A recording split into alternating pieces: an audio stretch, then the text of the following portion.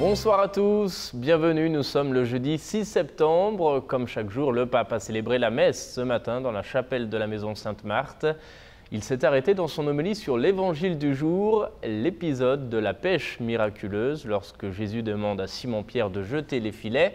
C'est un appel à se reconnaître pécheur, assure le Saint-Père. On écoute un résumé de son homélie.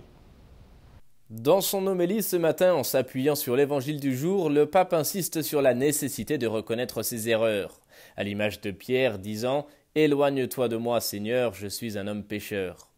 Ce premier pas, souligne le pape, doit aussi être le nôtre si nous voulons avancer dans notre vie spirituelle avec Jésus, car sans s'accuser soi-même, on ne peut pas cheminer. Mais se reconnaître pécheur n'est pas facile, admet François. C'est une chose qui ne se fait pas avec les mots, mais dans le cœur. Car le salut apporté par Jésus a besoin de cette confession sincère pour être transformé en profondeur. Le premier pas, c'est donc d'apprendre chaque jour à regarder ses propres fautes plutôt que celles des autres. Et en reconnaissant nos péchés, nous devons nous convertir et faire pénitence, a conclu le pape. Ce matin également, le pape recevait des veuves consacrées. Elles appartiennent à la fraternité Notre-Dame de la Résurrection et à la communauté Anne, la prophétesse. Dans son allocution, lors de cette rencontre, le Saint-Père a loué cet appel particulier du Seigneur, une conversion nouvelle par-delà la mort. On écoute un résumé de son intervention. En rencontrant les veuves consacrées ce matin au Vatican, le pape a d'abord reconnu l'expérience difficile du veuvage.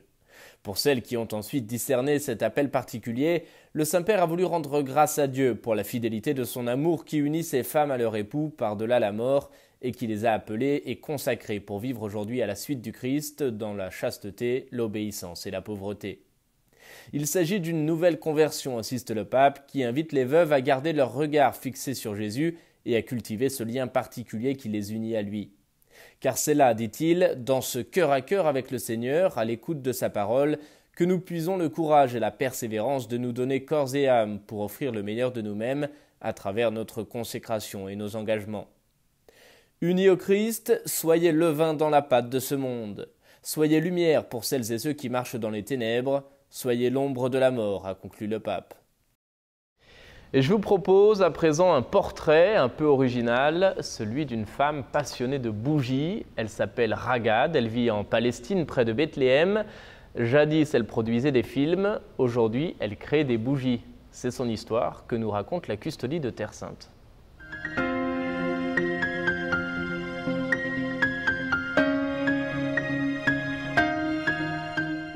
De productrice de films à artiste. Il y a 3 ans, Ragad Moukarkar, chrétienne de Beth Sahour, a découvert sa capacité à fondre et remodeler des bougies. Grâce à son expérience et à la pratique, elle a réussi à créer de nouveaux modèles.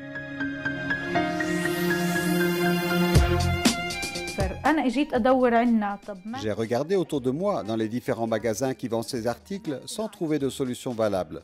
Que faire? J'ai pensé à faire des moules. Puis j'ai décidé d'expérimenter et j'ai essayé de recycler une bougie. Je l'ai fondue et je l'ai retravaillée.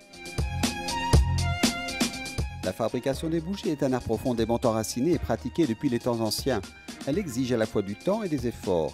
Grâce à son enthousiasme et à son grand esprit d'initiative, elle a réussi à produire des bougies vides à l'intérieur, caractérisées par un parfum doux et des décorations attrayantes qui ajoutent de la chaleur et du charme à son laboratoire.